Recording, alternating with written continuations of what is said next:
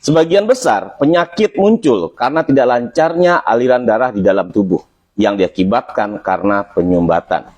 Penyumbatan itu terjadi di area punggung. Kenapa di punggung? Karena punggung adalah bagian dari tubuh kita yang statis. Diam, cenderung mengikuti.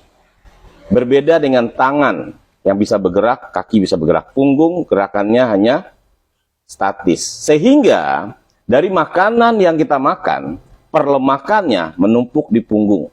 Lama-kelamaan bisa menekan saraf dan menekan pembuluh darah. Dan nutrisi dan oksigen tidak tersalurkan ke organ tubuh kita. Sehingga organ tubuh kita mengalami berbagai macam persoalan.